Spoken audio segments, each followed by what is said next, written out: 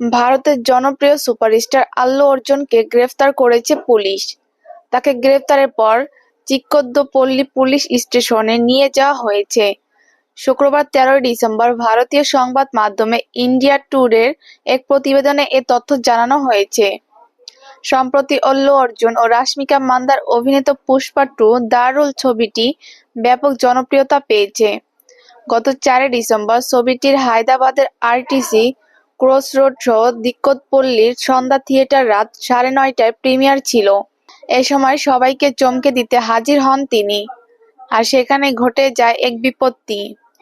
প্রিমিয়ারে অর্জুন হাজির হওয়ায় ভিড়ে থিয়েটার দম বন্ধ পরিস্থিতি তৈরি হয়।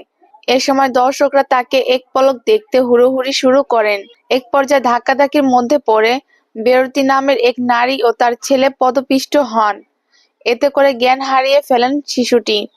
সঙ্গে সঙ্গে তাকে দুর্গাভাই দেশমুখ হাসপাতালে ভর্তি করা হয়।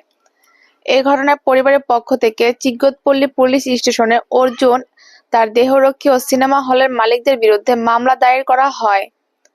পরিবারের দাবি, অর্জুনের আগমনের বিষয়ে আগাম খবর দেওয়া হয়নি, এমনকি হলে নিরাপত্তাজনিত কোনো পদক্ষেপও নেওয়া হয়নি। সংবাদ মাধ্যমে জানিয়েছে, ভক্তের মৃত্যুতে সামাজিক যোগাযোগ মাধ্যমে গভীর শোক প্রকাশ করেন দক্ষিণের এ সুপারস্টার। এমনকি তাদের পরিবারকে ২৫ লাখ রুপি অর্থ সহায়তা ঘোষণা দেন তিনি।